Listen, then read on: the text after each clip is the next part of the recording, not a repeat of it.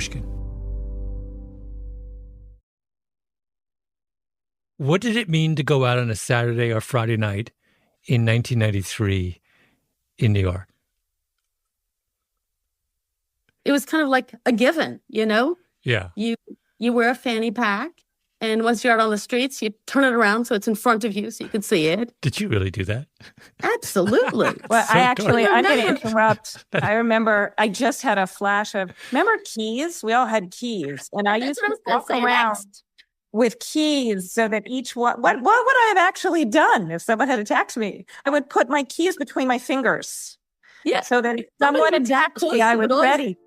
Not long ago, I called up two friends who I used to hang out with when I first moved to New York City in my 20s, Peggy and Erica. Back in the 90s, we were all young and footloose and on edge. I seem to remember that at the end of every evening, there was a discussion about we all had to talk about everyone's plan for getting home. Do you remember this? And if you didn't, who did and didn't have money for a cab? Did anyone, under what circumstances would you take the subway on a Friday night after dinner? If you were in a large group. Only if you're in a large group. A large group, and it was like a little adventure. So 6 people would all get on the subway late at night, and you felt like you were being adventurous. Yeah, thinking back on it, it felt very collegial. We did things as a group. Yeah, you had to. And you were never left alone. The New York City of that era was one of the most dangerous big cities in America. The subway was filthy. There was graffiti everywhere. There were 2,262 murders in New York in 1990, more than 6 a day. Were we personally at risk? I don't know, but it felt like crime was all around us. You know, someone would always say, hey, don't worry, I'm walking you home. We were never allowed to walk alone. Yeah. Even on That's right. People would walk me home just because you didn't want to be by yourself as a woman. When you went on a date, even if it was a disaster, you had to walk the woman home. Right. Which is like so insanely awkward. You're like, you. We were, independent women. But once the sun went down, you never walked alone. Let's talk about how it gets better. I just remember that all of a sudden, all of the precautions seem to go out the window. Right. And it's true. Statistically, we know by 97 or 98, the murder rate has dropped. I remember this. I had a bedroom when I was living in that walk up on Bank Street. My bedroom window overlooked the fire escape, and I had previously been too scared to open my window at night, and then I started to open my window at night, so that technically someone could have walked up the fire escape and walked in. But I was like, it's fine now. I can sleep.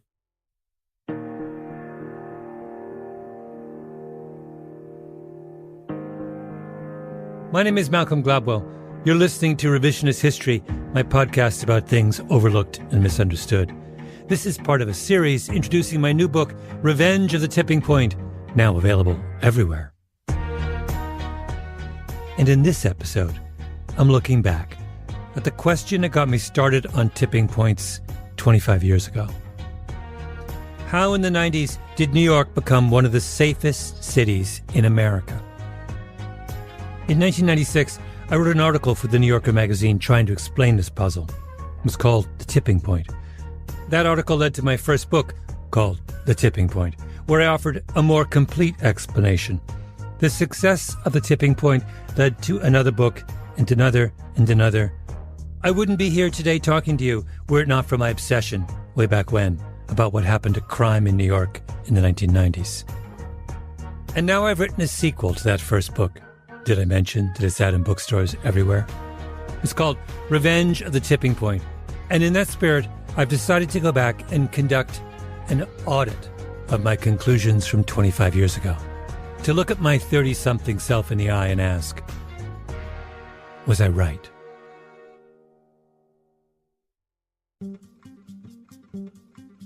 Back in the 90s, I used to go to New York University's library all the time to look for ideas. Bobst, a big squat red stone building on Washington Square in Greenwich Village. This was before Google, so I was my own search engine. I'd wander the stacks for hours. And one day, I was on the 5th floor, in the HM1.A6 aisle, and I started leafing through the back issues of the American Journal of Sociology from 1991. And I found a paper written by a professor named Jonathan Crane, entitled The Epidemic Theory of Ghettos and Neighborhood Effects on Dropping Out and Teenage Childbearing, a choice of words no one would use today. This is how it started. The word epidemic is commonly used to describe the high incidence of social problems in ghettos.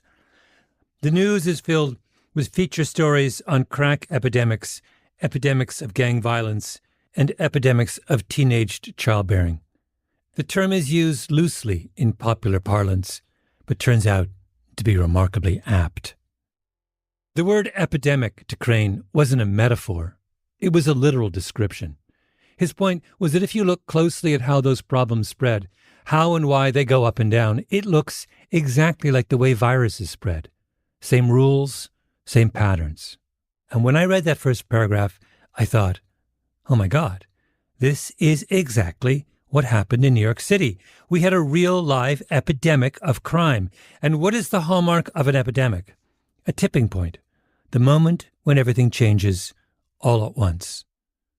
That moment when I left my window open because I suddenly felt safe was our tipping point. And so, front and center in my first book was a description of what I saw as the reason why New York's epidemic suddenly tipped. The police department's commitment to broken windows policing.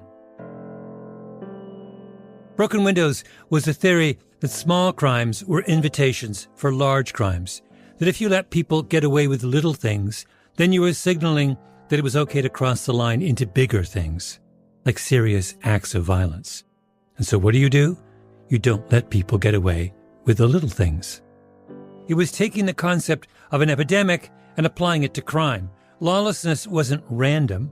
It was something you could catch from those around you, the same way you can catch a cold from a warm, stuffy room full of 4-year-olds. If somebody urinates in public, the person is telling you, I got a big problem. This is what broken windows theory is all about. The biggest champion of this idea was Rudy Giuliani, the mayor of New York City at the time. Here he is at a press conference in the mid-90s, a few years into the broken windows experiment, where, in a span of just a minute and a half, he references public urination 8 times. I mean, if some guy is urinating in public, we got a problem. Now, you can do one of two things. You can ignore the problem and say, gee, I'm such a big, fuzzy-headed liberal that I'm going to walk away from it, and we're going to make believe there's no problem. That's New York City in the 1980s. That's New York City with 2,000 murders. That's New York City with 500,000 crimes. You have to pay attention to people urinating on the streets, and you have to get people to stop urinating on the streets. That's moving toward civilization. That's moving toward decency. That's what I mean by a decent society that people want to invest in, people want their children to live in. You've got to pay attention to somebody urinating on the street. It may be a minor thing, it may be a serious thing, but you cannot ignore it. You have to deal with it. It is against the law to urinate in public. Giuliani was elected in 1993 and re-elected in 97 by a huge margin. Under his watch, the city was revitalized. People who had fled for the suburbs came back. Huge parts of Brooklyn were gentrified. Central Park was cleaned up. I cannot tell you how gratifying it was to be a New Yorker in those years and finally get a mayor who said, enough.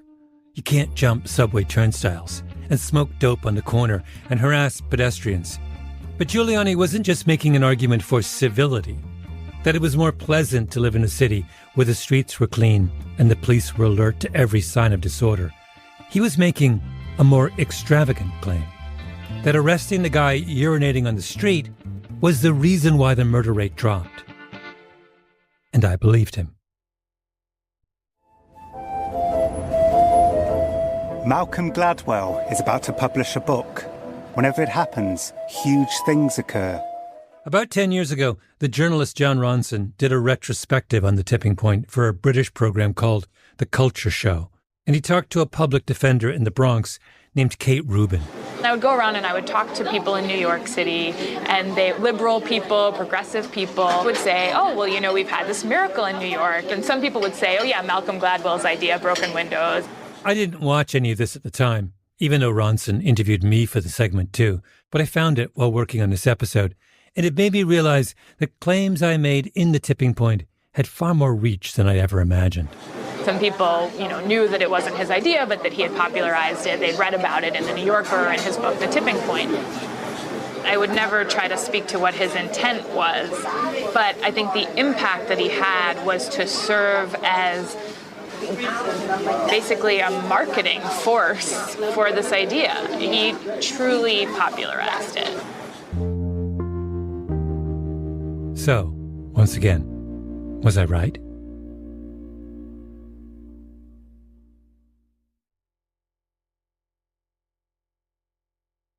On the afternoon of February 27th, 2008, a young man named David Floyd left his apartment on Beach Avenue in the Bronx. As he walked down the pathway next to his building, he ran into the tenant who lived downstairs, who said he'd locked himself out of his apartment. I was leaving my apartment to actually go to school. Heading to school, I had my book bag on, everything that normal students do as they're going to school. This is Floyd speaking in an interview with the civil rights group Race Forward. The landlord was Floyd's godmother, so Floyd went back inside to her apartment to get a ring of keys. And as he and the tenant tried to figure out which key worked in the door, 3 plainclothes police officers suddenly emerged. There had been reports of burglaries in the neighborhood, and here were 2 young men trying to get into a locked apartment. We were stopped. We were, of course, told to put our hands up, to stay where we were. This was how the police put broken windows into practice. Don't let the little things pass you by. Be aggressive. Check for weapons, drugs. Maybe you find them. Maybe you don't. But if you do that enough times, then young men leave their guns and drugs at home. Floyd had actually been stopped the previous April while walking down the street, followed by 3 officers in a van who jumped out and confronted him. And again, it was just the whole experience is humiliating, it's embarrassing, and really, it doesn't matter what kind of person you are, how tough you are, whatever. It's a scary thing because you don't know what is going to happen with your life. You don't know what's going to happen with your freedom. Floyd becomes the face of a massive class action lawsuit, Floyd v. the City of New York, challenging the NYPD's policy of stop and frisk. And in 2013, Floyd wins. In a shocking ruling, a federal judge said the NYPD's use of stop and frisk was unconstitutional, effectively ending the broken windows era in New York City policing. Yes, it still happens today, but not in the way that it did 10 years ago, not even remotely close. It's no exaggeration to say that this was one of the most consequential court cases in the city's history. A lot of people at the time, and I think, not without reason, said, wow, this is going to compromise public safety. This is Aaron Chalfin, who's part of a group of criminologists who have devoted themselves to understanding what exactly happened in New York. The police are no longer going to be able to make a lot of stops and really show people that they were being proactive. So that might embolden more gun carrying, more violence, more homicide. When Chalfin says that at the time a lot of people thought ending stop and frisk was going to lead to crime going back up, he means everyone. City government, the police force, pundits of every variety. That's what I thought too. What everyone was saying in effect was this: yes, doing hundreds of thousands of police stops a year of young men like David Floyd, who may be doing nothing more than helping out a friend, is unfortunate. But being killed is a lot worse. And since this is what's keeping the crime rate down, we don't have a choice. That was the calculus. Even the judge in the Floyd case begins her ruling by making the same point. I emphasize at the outset, as I have throughout the litigation, that this case is not about the effectiveness of stop and frisk in deterring or combating crime. This court's mandate is solely to judge the constitutionality of police behavior, not its effectiveness as a law enforcement tool. She goes on, many police practices may be useful for fighting crime, preventive detention, or coerced confessions, for example, but because they are unconstitutional, they cannot be used, no matter how effective. She's basically saying, there's a good chance that crime is going to go back up because of my ruling, but the Constitution is the Constitution. Even the people who hated broken windows thought that it worked. But then, the very thing that absolutely no one expected to happen happens. Crime falls. We ended stop, question, and frisk in New York. That went down by 90 or 95%, depending on which numbers you look at. And yet we had this incredible 50% decline in homicide. In social science, a natural experiment is when the real world provides you with a clean way of measuring the truth or falsity of a given proposition. The Floyd decision was the perfect natural experiment for broken windows. All you have to do is compare before with after. The amazing thing about New York is that if you look at 2010, New York City had a banner year in terms of homicide. It was one of the lowest homicide rates in 40 years in the city's history in 2010. And you would have said, wow, like great progress. Let's just keep it up. Let's keep up the good work. Incredibly, by 2019, the year before the pandemic, right, homicides went down by 50% in New York compared to 2010. Between 2010 and 2019, New York is unique in that it had another great homicide decline at a time when homicides were really flat nationally. This is, hands down, one of the strangest and craziest urban transformations ever. Just to give you a sense, if New York City's crime rate in 1990 had just stayed the same, didn't change for the next 35 years, the city would have had an additional 62,000 homicides, most of them, in all likelihood, young men of color. 62,000 young men currently walking around New York would be dead. And by 2019, New York is almost as safe as Paris with respect to homicide rate. New York is closer to Paris than it is to other U.S. cities, even like Boston, which is another safe city, right? It's incredible. You know how those billionaires left New York City for Miami during the pandemic, saying they couldn't deal with the taxes and the crime? Well, the violent crime rate in New York City after that second wave is half that of Miami. If you're really worried about crime, you should be selling your waterfront home in Coral Gables before someone murders you and move somewhere much safer, like the Bronx. Or, here's another. J.D. Vance, the junior senator from Ohio, tweets this in 2021. Serious question. I have to go to New York soon, and I'm trying to figure out where to stay. I've heard it's disgusting and violent there, but is it like Walking Dead Season 1 or Season 4? I know. There's a whole cottage industry of unearthing crazy things, J.D. Vance once said. But Vance is from just outside Cincinnati. The violent crime rate in Cincinnati at the exact moment he wrote that tweet was twice the violent crime rate in New York City. Serious question, Senator. I have to go to your hometown soon, and I'm trying to figure out where to stay, because compared to where I come from, it's disgusting and violent there. But I digress. Back to Chalfin and the question at hand. And so, it does give you the sense that making lots and lots of these stops was not the key ingredient. It does, doesn't it? We conducted a natural experiment, and the results are in. It wasn't broken windows. It wasn't stop and frisk. My administration will issue hundreds of millions of dollars in federal grants to reward cities and towns and return to proven crime-fighting methods, including stop and frisk and broken windows policing. We did that with Rudy Giuliani. It was so successful. At 3 o'clock in the morning sometimes, I lie awake and I think, oh God, did he read The Tipping Point too?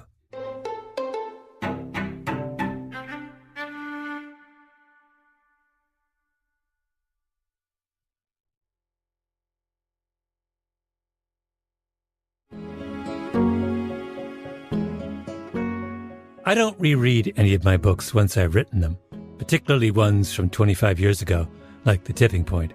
I mean, why would I? Do I want to wear the clothes I wore in the year 2000? No, I don't. Do I even want to see pictures of myself from 2000? Not particularly. So I didn't reread The Tipping Point until I made the decision last year to revisit my first book, on its silver anniversary. There were parts that I love. It felt like rediscovering some lost friend. Hush Puppies, 6 Degrees of Lois Weisberg, Paul Revere's Ride. There are also parts that mystified me. Did I really write an entire chapter on the children's TV show Blue's Clues? But the crime chapter was the only place where I said I would write that so differently today. Today, if I were rewriting, I'd begin with the work of a sociologist in Chicago named Andrew Papachristos. People talk about gun violence as an epidemic or disease, and it is in many fronts, but really I wanted to take it seriously. It was like, okay, if it's an epidemic, is it a bloodborne pathogen or is it an airborne pathogen? And actually, thank God, it's not an airborne pathogen, right? You don't catch a bullet like you catch a cold. It's actually transmitted through behaviors. And I just tried to figure out ways that science might kind of boost or amplify those insights. Papachristos took every single arrest over more than 6 years in Chicago. So hundreds of thousands of arrests. And he made something called a network map. All right, first you see it happens in groups. And then like, okay, what about individuals? All right, well, does it concentrate? What about exposure? What about time? So if Andy and Malcolm are arrested together for shooting someone, then Andy and Malcolm are 2 dots on the map, connected by a line. And if Malcolm then is arrested with Joe, there's a line connecting Malcolm to Joe. Malcolm and Joe are 1 degree, or, to use Papachristos' favorite term, 1 handshake apart. Joe and Andy, 2 handshakes apart. You do that for years and years of Chicago arrest data, and you get a truly enormous map. You have this very, very large network, right? And then what you do is you sprinkle in the victimizations, which come from a separate source of data, right? They come from homicide records, they come from shooting files, police, public health. He took the names of everyone who had been shot over the same period and looked to see how many of those names were in his network map. And what he found was the victims were already there, and they were clustered together. You just match the data, and every place where there's a shooting, the victim's bright red, for example. And then what you see is that these bright red dots all linger together, all clumped together, right? Like your kid took a handful of Christmas ornaments and like threw it at the tree and they're all in one spot. It looks just like the social maps epidemiologists used to construct for the spread of HIV in the 1980s. If someone in your social circle got infected with HIV, then your chances of becoming infected with HIV increased. In Papachristos' maps, the risk of contagion extended 3 degrees. If Malcolm gets shot, Andy is at risk, and so is Joe. And so are any people Andy and Joe were arrested with. Like other social networks, the impact of these shootings tends to go about 2 or 3 handshakes, and then it starts to kind of drop off. So these clusters are fairly dense, and they stick around. So hold on, this is crucial. So I've got my social network map, and I'm sticking in all of the shootings into the, and I've noticed that the shootings are clustering. So we have this triangle of Joe, Andy, Malcolm, and Malcolm gets shot. And so once we observe that Malcolm gets shot, what you're saying is that the likelihood of someone connected to me also getting shot increases. Skyrockets. Absolutely. And you're saying that the connection, the risk is skyrocketing between 1 and 3 degrees? That's the where risk is the highest. Yeah. Once you get past kind of 3 degrees, it goes down and levels off. When you observed this, did this surprise you? How concentrated it was surprised me. You know, when you look at these numbers, even when you look at the larger co-offending network, you're talking about 5 to 6% of a neighborhood's population. But when you start looking at where the violence concentrates, it's less than 1%. You're talking about, on the west side of Chicago, one of the neighborhoods we were working, there's about 50,000 people. You're talking about 400 individuals. 400 individuals on the entire west side of Chicago. The crime problem on the west side of Chicago isn't being driven by everyone. It's being driven by a tiny subset of people within a dense social network where someone close to them has already been a victim of gun violence. The west side of Chicago is not a dangerous place. Highly specific networks of people within the west side of Chicago are dangerous places. The same pattern holds true in New York City. Why wasn't stop and frisk an effective strategy in the end? Because it assumed that violent crime was something embedded within an entire community. And it's not. Even the NYPD's own numbers said so. In one 8-year span, New York City police officers frisked 2.3 million people and found weapons in 1.5% of those stops. They were looking for needles in haystacks. Why would that be an effective crime-fighting strategy? Aaron Chalfin, the criminologist, says that one of the main reasons crime fell so dramatically in New York after stop and frisk ended was that the NYPD took those lessons to heart. They switched from the kind of indiscriminate policing found in stop and frisk to precision policing. They started focusing on hotspots, deploying police to the specific places where crime was the worst. More targeted investigations, more thinking about who are the shooters, who are the major players in neighborhoods that are driving the shootings, what can we do to identify those people, incapacitate those people. So when we think about good policing, and we think in particular about homicide, it's a very small number of people who drive the problem. It's a couple thousand people in a city of 8.5 million. And, making lots of low-level arrests, maybe you'll find some more guns and things like that, but it's probably a much better use of resources to focus on the drivers of violence. And when you do that, in my paper, we find that when there's a major gang takedown around a public housing development, in the next 18 months, homicides are down by about 30%. 30%. Fighting an epidemic means focusing on the few, not the many. And by the way, who made this argument as loudly as anyone? I did. In The Tipping Point. I called it the law of the few, and it took up a third of the book. When it comes to epidemics, I wrote, a tiny percentage of people do the majority of the work. I talked about how this principle plays out in outbreaks of infectious disease, in the spread of fashion trends, in word of mouth. I described in great detail the kinds of people who make those special few, on and on. But then, when it came to crime, I suddenly forgot all about the law of the few and endorsed an idea that said a really good way to control an epidemic was to stop and frisk 100 young men in the hopes of finding a gun on one of them. I was wrong. I'm sorry.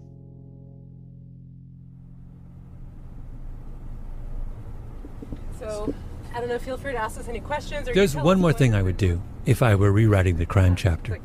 I would talk about Philadelphia and about a day I spent recently driving around the city with a guy named Keith Green. So where are we headed? So we're going to be driving in like the West Philadelphia area. Green works for the Pennsylvania Horticultural Society, a group that was founded in 1827 and is best known for putting on the world's largest indoor flower show. And for 2 hours, we talked about vacant lots. 30,000? Yeah, there's over 30,000 vacant parcels in the city of Philadelphia. Yeah. There were blocks we drove past that had 2 or even 3 vacant lots.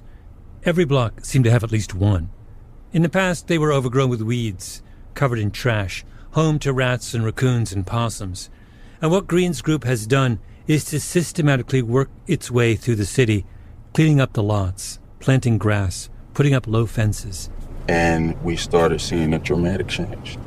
Lots were being maintained. People started using the lots, and when you say people started using them, how were they using them? Well, kids were playing football. People were having barbecues on the sites. Horses grazing on vacant lots. Horses? Yeah, horses. In the history of the program, they've cleaned up 17,000 lots. Charles Brannis, the pioneer of the work, led a study to see if cleaning up vacant lots lowered the homicide rate. When you fixed up a neighborhood, what happened to gun violence? It went down 29%. Now, what's the best way to describe this kind of anti-crime intervention? It's broken windows. only not broken windows as a grand metaphor, as a hysterical leap that sees a man urinating on a sidewalk and says we have no choice but to lock him up. No, broken windows as a literal call to action. You see the lot full of weeds and trash, and you pick up the garbage and mow the grass and put a fence out front.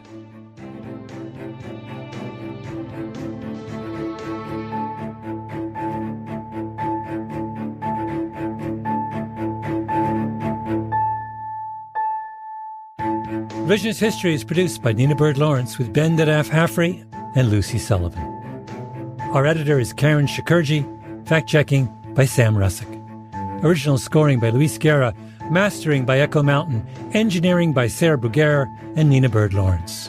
Production support from Luke Lamond. Our executive producer is Jacob Smith. Special thanks to Sarah Nix, and as always, El Jefe, Greta Cohn. I'm Malcolm Gladwell.